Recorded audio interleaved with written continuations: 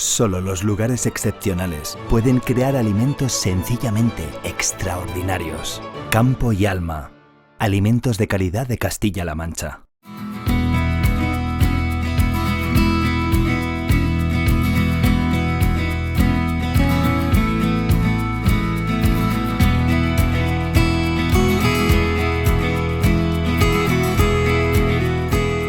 Muy buenas noches y bienvenidos a Abriendo Campos, el programa donde cada semana nos sumergimos en el alma de nuestra tierra, la agricultura y la ganadería.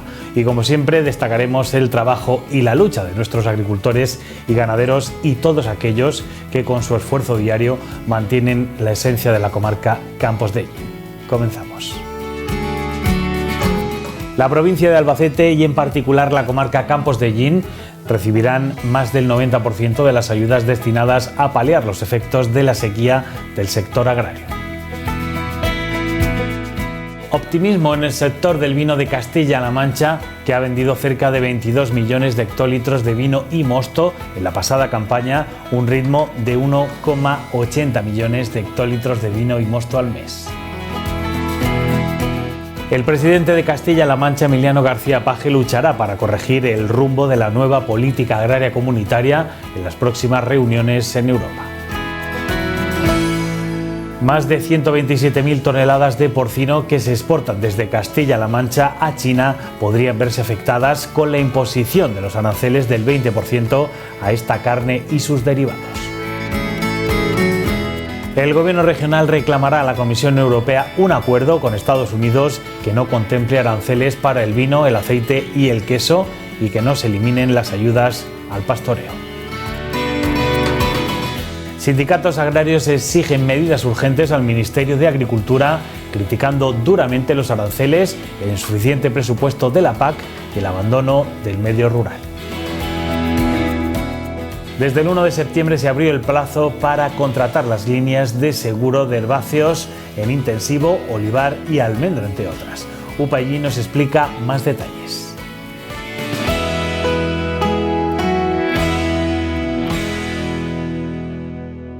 Más del 90% de las ayudas a la sequía para agricultores y productores irán destinadas a la provincia de Albacete y concretamente a nuestra comarca, la comarca Campos de Ellín. El objetivo del Gobierno regional es que estas ayudas sirvan para compensar las pérdidas sufridas por agricultores y ganaderos profesionales debido a la falta de lluvias continuadas durante los pasados 3 años. Nos acompaña el consejero de Agricultura y precisamente en los próximos días ya está preparada, va a trabajar con la resolución para poder facilitar, el 90 y tantos % va a ser ayuda para la provincia de Albacete, básicamente ayudas a la sequía, porque sí, aunque parezca mentira, en zonas concretas de la región, concretamente las más afectadas por los debates, además del trasvase, hay una sequía atroz desde hace años y con fondos de la propia comunidad vamos a poder ayudar a los agricultores, a los productores de las zonas, sobre todo de las comarcas de Ellín y alrededores.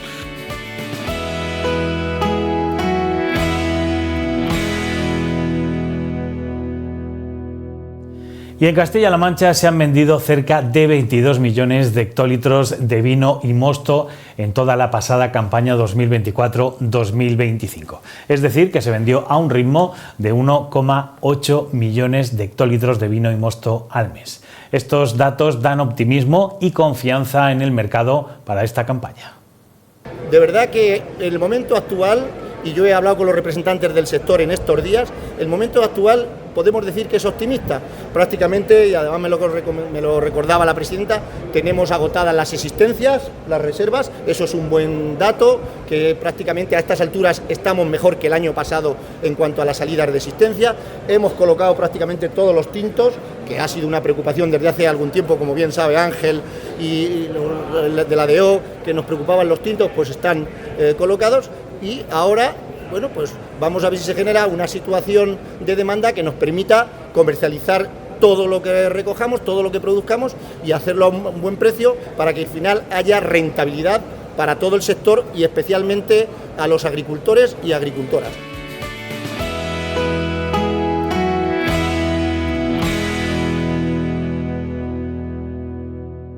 El El presidente de Castilla-La Mancha, Emiliano García Paje, solicitará corregir el rumbo de la nueva política agraria comunitaria en las próximas reuniones que va a mantener con diferentes responsables europeos. En los próximos días voy a tener reuniones en ámbitos europeos importantes donde vamos a trabajar, y lo estamos haciendo todas las autonomías de un partido o de otro, para corregir el rumbo que quiere marcar la Unión Europea en la política agraria comunitaria. Cuando hablo de la política agraria comunitaria no estamos hablando solo de las ayudas que van a agricultores y ganaderos, que también, sino a todos los fondos que van al desarrollo rural, que permiten cosas como esta. Es que vivimos una época en la que los grandes políticos dicen una cosa, pero cuando llega la hora del presupuesto, cuando llega la hora de la verdad, hacen exactamente lo contrario.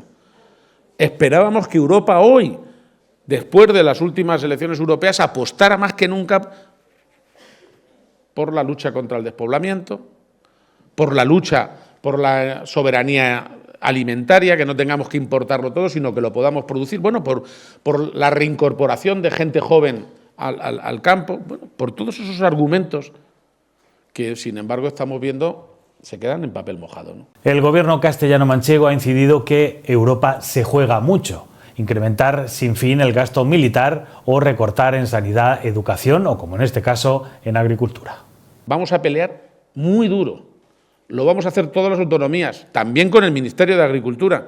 Y nosotros, en la medida en que podemos, porque estamos en varios foros europeos, vamos a intentar marcar la pauta. La semana que viene y seguramente en unas pocas semanas estaremos también insistiendo. Alguien dirá que es solo hablar, que hay que hacer más. Bueno, las cosas hay que hacerlas democráticamente y la palabra es el arma que tiene la política.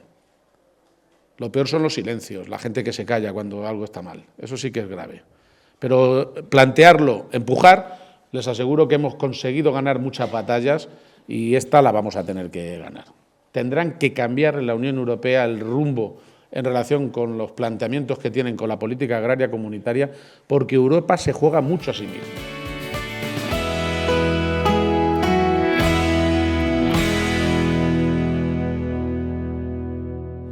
En respuesta a los aranceles impuestos por la Unión Europea a los vehículos eléctricos chinos, China impone aranceles a la carne de cerdo y sus derivados en España con una tasa general del 20%, que perjudica principalmente a regiones como Aragón o Castilla-La Mancha. ¿Qué culpa tiene el sector del porcino en Europa de todo el lío arancelario que hay a nivel internacional? ¿Por qué tiene que pagar el sector porcino las consecuencias de este tipo de decisiones que se están tomando? Esto lo que hace es meter todavía más dificultades a las rentabilidades del sector de la ganadería, en este caso del porcino. Esperemos que haya un poco de razonabilidad y al final el anuncio se quede en eso, en un anuncio que no se materialicen, porque va a significar una dificultad importante para el sector del porcino en nuestra comunidad autónoma. Estamos hablando de 127.000 toneladas las que exportamos de porcino, en su inmensa mayoría al sudeste asiático, que significa... Con esta coyuntura internacional también preocupa lo que se impone desde el otro lado del Atlántico. Así, el gobierno regional muestra su disconformidad con las políticas de la Comisión Europea y reclaman a su presidenta, Ursula von der Leyen, un acuerdo comercial con Estados Unidos que no contemple en ningún caso aranceles para el vino, el aceite o el queso. De manera que yo pido a la Unión Europea, yo pido a la señora von der Leyen y sin duda a toda la Comisión Europea que se plante detrás, que todavía hay que escribir la letra pequeña del acuerdo comercial que ha establecido la Unión Europea con los Estados Unidos, y en ese acuerdo y en esa letra pequeña definitiva no tiene que estar en ningún caso aranceles para el vino. 0 aranceles para el vino es lo que estamos diciendo, porque es un producto estratégico, lo es sin duda para Castilla-La Mancha, lo es para España y lo es también para el resto de Europa. Y al mismo tiempo hay que pedirle a la Unión Europea, hay que pedirle a la señora von der Leyen que tenga en cuenta que si se mantienen los aranceles finalmente para el vino o para el aceite o para el queso, que son productos importantes para esta región, tendrán que buscar unas medidas compensatorias para el sector, porque si van a vender con mayor dificultad o con menores beneficios, habrá que compensar esa mala negociación que ha hecho el gobierno de la Unión Europea, que sin duda no nos gusta nada y que tenemos entre todos,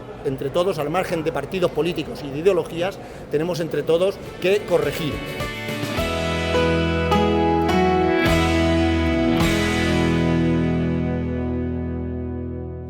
Y esta semana se celebró el Consejo Agrario en el Ministerio de Agricultura, donde los sindicatos expusieron las grandes preocupaciones del campo español ante el ministro y solicitaron medidas urgentes. Desde la Unión de Pequeños Agricultores opinan que los aranceles siempre son negativos. Con respecto al acuerdo Unión Europea-Estados Unidos, ya fuimos muy firmes en nuestra posición en la reunión que tuvimos la semana pasada en el Ministerio de Economía. Es un acuerdo que no presenta ninguna ventaja al sector agrícola y ganadero.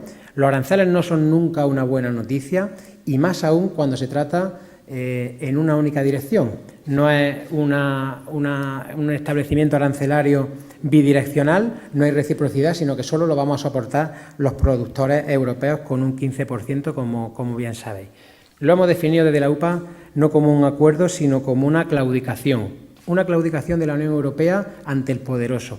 Y mucho nos tememos que además, detrás de esta traba comercial, la intención real de Estados Unidos es querer cambiar el modelo de producción agroalimentaria que tenemos en Europa y que especialmente somos ejemplo en España, de producir de una forma sostenible, con seguridad alimentaria, producciones de calidad, que son las que nos abren los mercados de todo el mundo, porque Estados Unidos no produce como nosotros, ni en materia de uso de fitosanitarios, ni en respeto al medio ambiente, ni en normativa de deforestación, ni en organismos modificados genéticamente y ni mucho menos en condiciones de bienestar animal, como se nos exige Europa y como tenemos que seguir en esa línea siempre y cuando queramos seguir produciendo como lo estamos haciendo, y esa es una línea roja y así nos lo ha trasladado el ministro también, que eso es innegociable.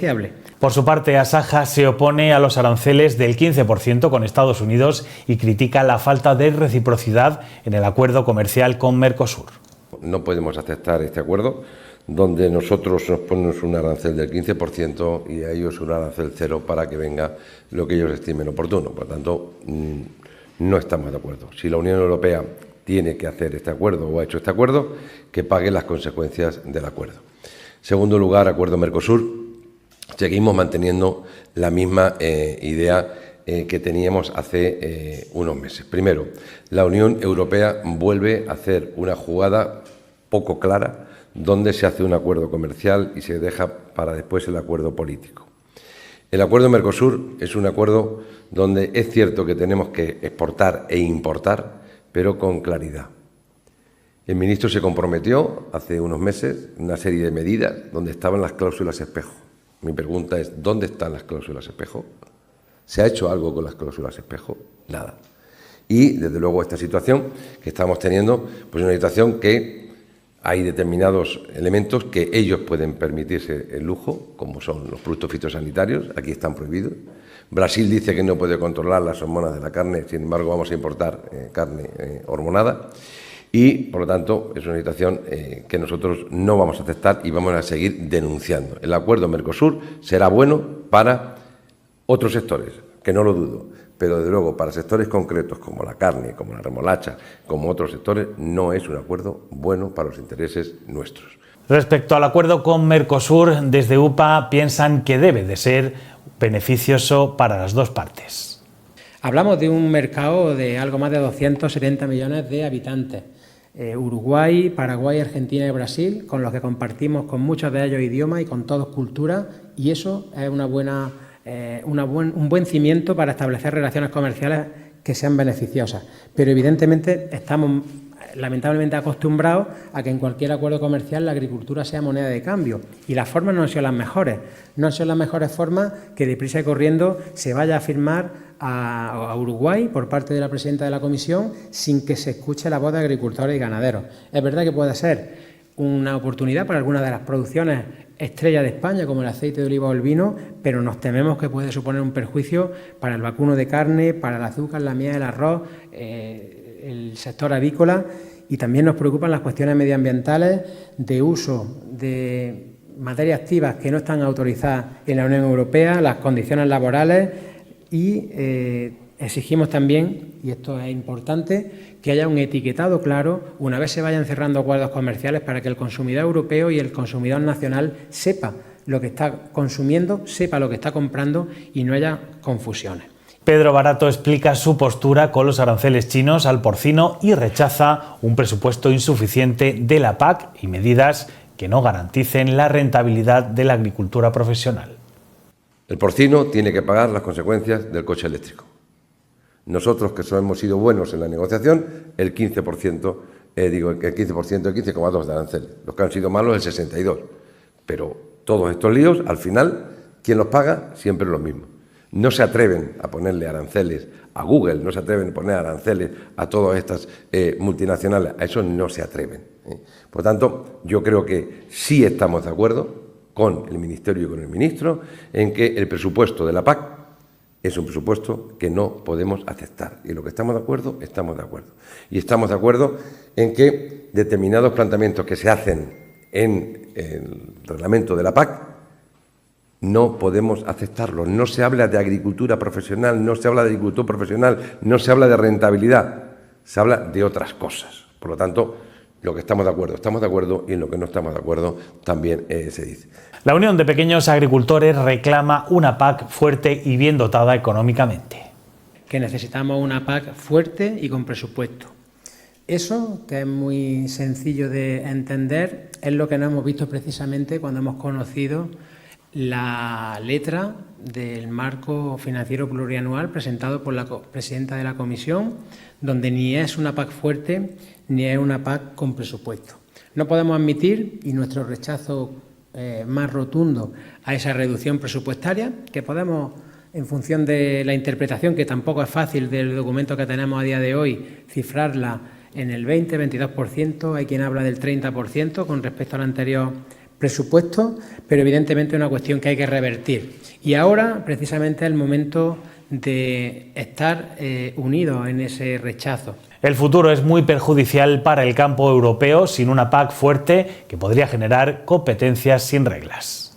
La PAC tiene que seguir siendo una política agraria común como lo conocemos hasta ahora, con la arquitectura de los dos pilares, con unas directrices comunes para Europa, y estamos también en contra, como no puede ser de otra manera, de esa renacionalización, de esa suerte de competencia desleal entre socios de la propia Unión Europea que podría darse si se pierde el peso político europeo en la PAC, difuminando la única política común que queda y dando libertad a los países, incluso en modelos como el nuestro, muy descentralizados en el ámbito autonómico, que se puedan llegar incluso a dar circunstancias de competencia desleal entre productores de un mismo sector, entre regiones diferentes de nuestro país. Eso no tiene ningún sentido, y si queremos un sector fuerte, tenemos que tener unas directrices claras desde Europa. Ante los incendios vividos en España durante este verano, el presidente de Asaja reclama soluciones urgentes frente a los incendios y el abandono del medio rural.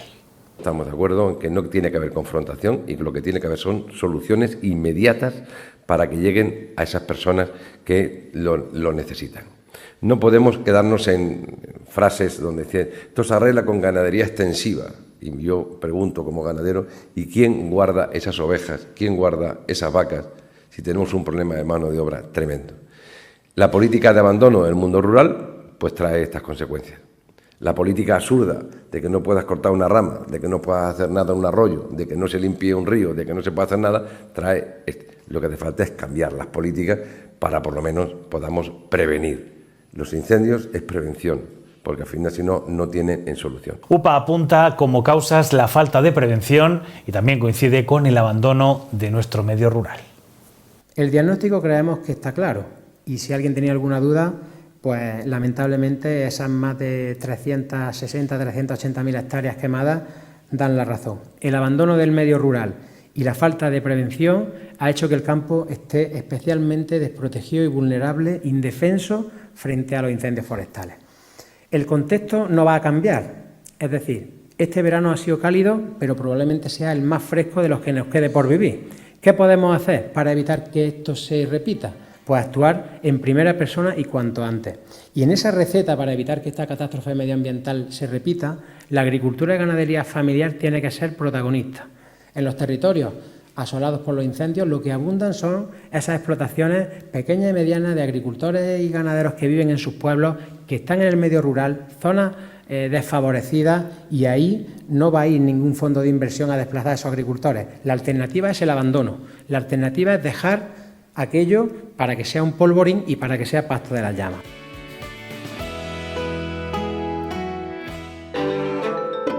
Y nos encontramos en la oficina de UPA, la oficina comarcal de Ellín, donde hoy vamos a hablar de seguros, lo importante que son los seguros para el campo y sobre todo este año hemos vivido un año muy excepcional en nuestra comarca donde el pedrisco ha demostrado la importancia que tiene protegernos contra las inclemencias, sobre todo meteorológicas. María, muchas gracias por atendernos.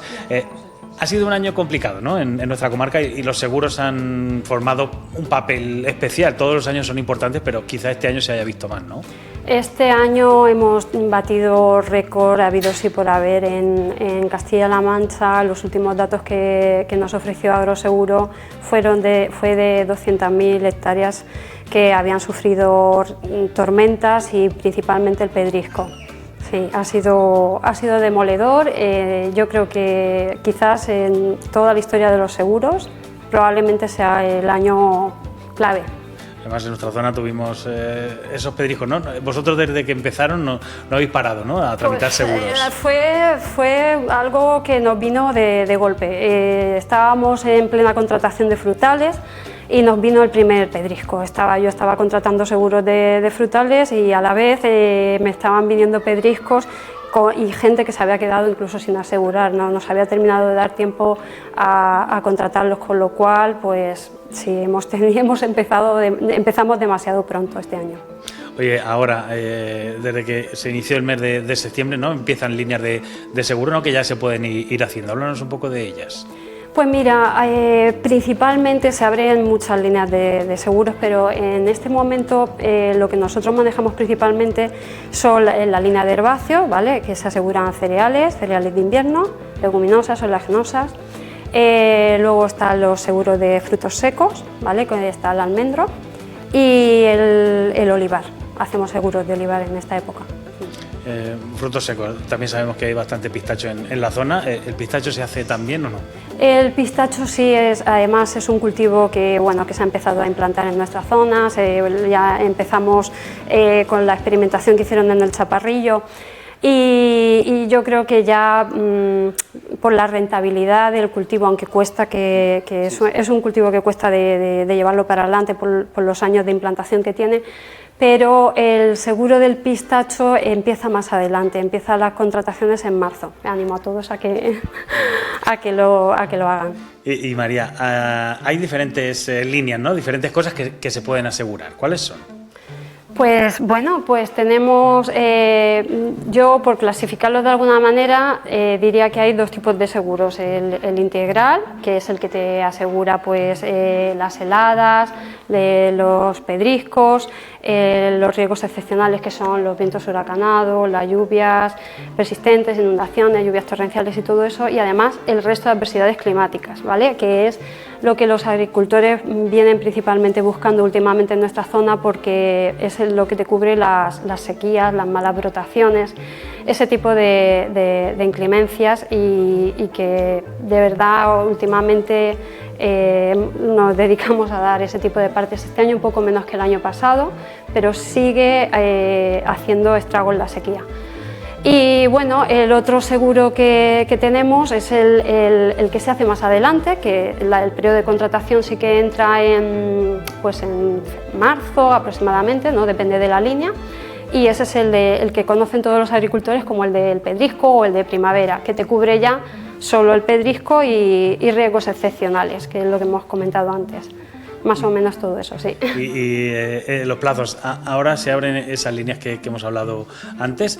¿Hasta cuándo se puede asegurar o se puede asegurar durante todo el año? No.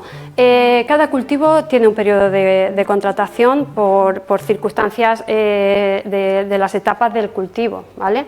Entonces, tenemos, por ejemplo, frutos secos llegará hasta el 30 de noviembre. Luego, por ejemplo, los herbáceos sí que las contrataciones llegan hasta el 20 de diciembre. ¿Vale? En herbáceos sí que me gustaría apuntar, para que los agricultores lo sepan, que aquellos agricultores que hicieron el seguro de secano en el módulo 1 o 2 bueno, ellos me entienden, vale, Víctor.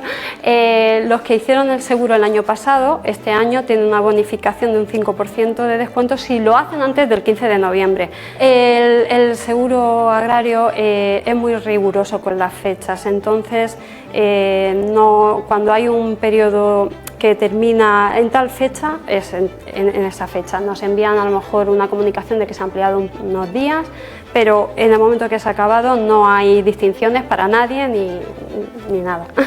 Oye, y luego hablábamos de que les pilló a mucha gente a medio de hacer el seguro el año pasado. Eso destaca que al final es importante, ¿no?, hacer el seguro, porque hemos visto también como otras cosas como las danas, etcétera, etcétera. Lo importante que era el seguro. En el campo también, ¿no? Es algo que como que tenemos que añadir y tener esa costumbre, ¿no?, de los gastos que tenemos, también el seguro, ¿no? El seguro agrario ahora mismo es un gasto más que tiene que llevar una explotación. Cualquier agricultor que se dedique a nivel profesional necesita el seguro, porque nos encontramos es un hecho que estamos ante un cambio climático. Nuestra zona principalmente está situada en una zona de riesgo de desertificación, y el que no haga un seguro agrario, y te voy a decir una cosa muy bestia, pero yo diría que ahora mismo es un kamikaze, porque si no te viene este año un siniestro, te va a venir el año que viene. No sabemos lo que nos va a venir. Estamos hablando de que el cambio climático implica lluvias torrenciales, implica pedriscos muy fuertes, implica sequía. Entonces, si alguien vive de la agricultura, necesita asegurar la producción, y la única herramienta que tiene es esta. Yo sé que los agricultores se quejan de que el seguro agrario es caro, pero hay un porcentaje, ¿no?, que al fin y al cabo es subvencionado, ¿no? Hay ayudas, ¿no? Sí, menos mal que tanto a nivel estatal como a nivel de gobierno de aquí de la comunidad autónoma, pues le prestan siempre partidas presupuestarias a las subvenciones. Entonces el seguro agrario es una cosa que sí no es algo económico, depende de cada uno de la explotación que tenga, de lo que tenga que asegurar, pero sí que es cierto que viene subvencionado pues hasta casi entre un 60 y un 70%, desde un 50 hasta un 70% sí que podría ser subvencionado. Ahora mismo la comunidad autónoma ha ampliado su partida presupuestaria, ¿no? Hemos alcanzado los 10,5 millones de euros, y ese dinero va destinado a que los agricultores puedan hacer el seguro a menor coste y puedan hacer las contrataciones que necesitan. Y también desde UPA dais jornadas, ¿no?, de formación, explicáis los seguros a los agricultores en toda la provincia, ¿verdad? Nosotros hacemos muchas jornadas de divulgación de seguros. Hacemos jornadas en la provincia, hacemos jornadas en el resto de la comunidad autónoma. Nos desplazamos por Toledo, Ciudad Real, Albacete. En Albacete pues visitamos Monera, Cenizate, Villamalea, Higueruela. También planificaremos jornadas aquí en nuestra zona, de que os avisaremos. Y bueno, pues nos gusta que los agricultores, a nivel general, nuestros socios, todos conozcan las novedades de los seguros, de las zonas en las que nos encontramos. ¿Vale? Si estamos en una zona en la que tenemos muchísimo cereal, pues se habla del cereal, se habla de las novedades que se han hecho el seguro. Y bueno, también nos acompañan responsables de agroseguro. Los agricultores pueden preguntarles directamente a ellos cuáles son sus dudas, cuáles son sus inquietudes, qué es lo que les echan en falta en el seguro, y la verdad es que se hace muy ameno, y los agricultores disfrutan muchísimo sabiendo pues más de lo que necesitan para su explotación. Y si no, siempre pueden venir aquí, ¿no? Hombre, claro, aquí siempre son bienvenidos.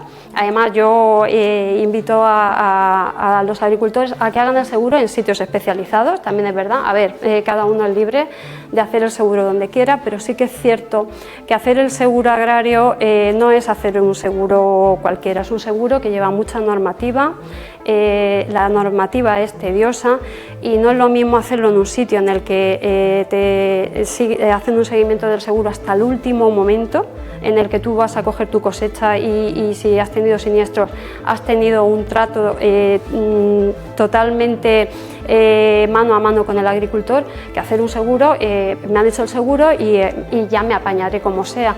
No es un seguro que se pueda hacer de esa forma y bueno, aquí también pues invito a todo el mundo que si quiere hacer el seguro con nosotros estamos todos formados, somos ingenieros y estamos a su disposición.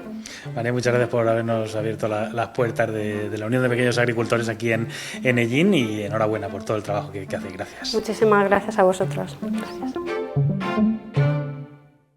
Y hacemos una breve pausa, pero continuamos. Nos vamos ahora a conocer los detalles de la recolección dentro de la campaña de la recogida del almendro. No se vayan, que ya volvemos.